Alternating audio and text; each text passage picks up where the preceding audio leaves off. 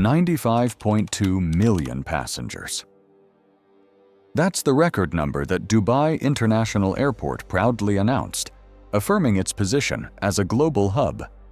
But as we enter 2026, within this magnificent space, a mechanical paradox is quietly unfolding, completely reversing the established order. At Terminal 3, suitcases are no longer rolling towards the hotel. They're rolling towards the exit. A reverse migration is sweeping across the gateway to the desert. People are still crowding, but they no longer carry the mindset of guests coming to spend money, enjoy five-star rooms, or admire the pinnacle of human glory. They are seeking a way home. The image of a safe haven that this city spent decades building is now facing a fierce test of trust. How will a city programmed to always accelerate and never stop function when its core momentum suddenly reverses?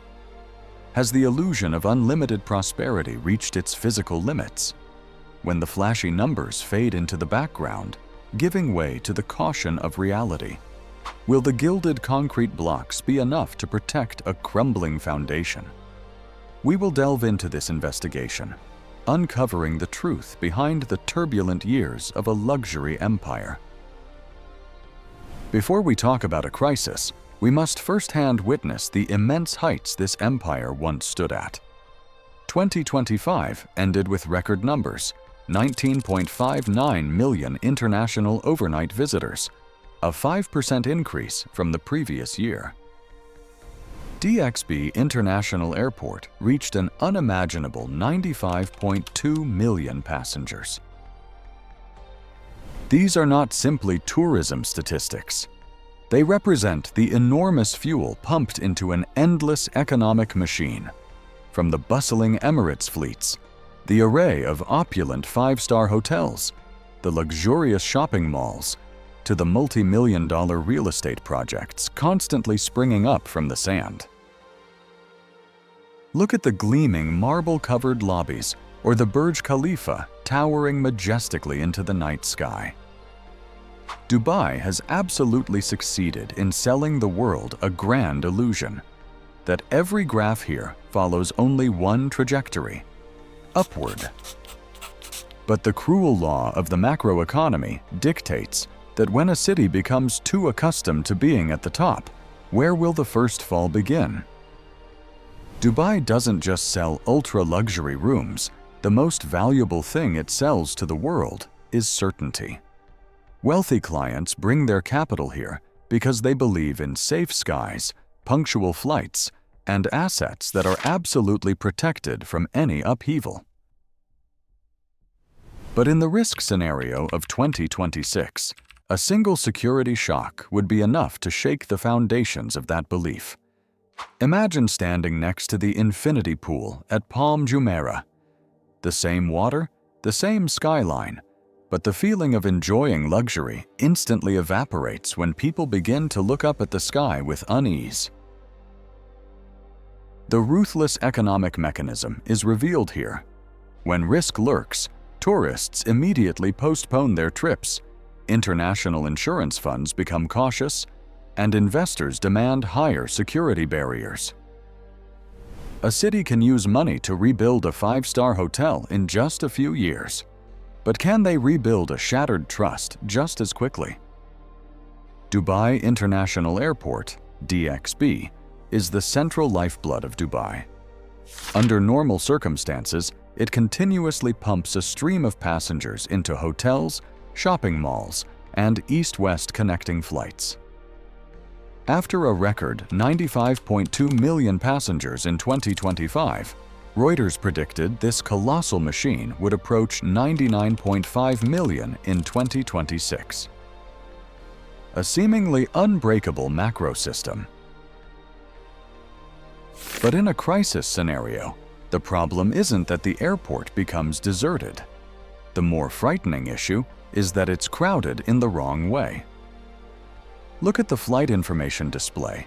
The messages about delays, cancellations, and gate changes flash on and off constantly, creating an orderly chaos. Tired passengers line up not to begin a luxurious vacation, but to try to escape the uncertainty.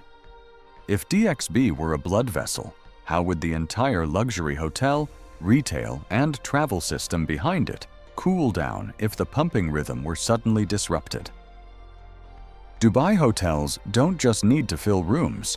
They need customers willing to pay the maximum price to sustain their luxury operation.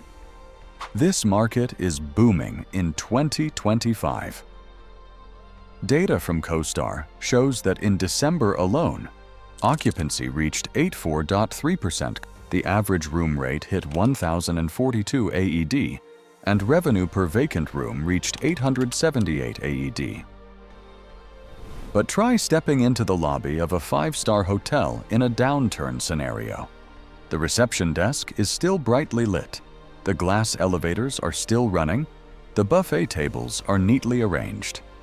Only the familiar sounds of expensive suitcases and the clinking of cutlery are missing. The harsh economic reality is revealed. Fixed costs don't disappear when guests disappear. The desert-like cooling system, the high-level staff, maintenance, and security costs continue to silently burn through money every day. If they have to drastically reduce prices just to fill empty rooms, will the hotel still maintain the luxurious image it once sold to the world? Tourists generate revenue for a few days, but long-term residents are what give the city its life. In a crisis scenario, the problem isn't just about canceled bookings. It spills over into the professional class, residency visas, and the healthcare system. If doctors, teachers, engineers, or middle managers leave, Dubai loses more than just rent. Imagine a quieter campus, a less crowded parking lot, or an empty supermarket. Visitors may come and go, but when even those who once called Dubai home begin to hesitate, will the city retain its soul?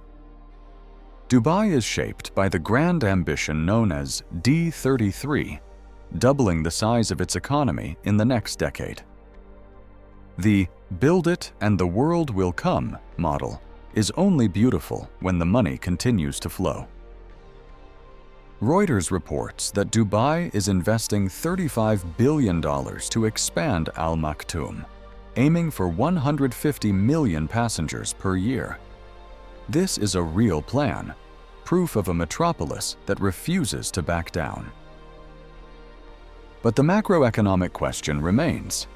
If passenger numbers, capital, and confidence slow down, will these assets requiring constant cash flow become engines of growth? Or massive debt burdens solely for maintenance?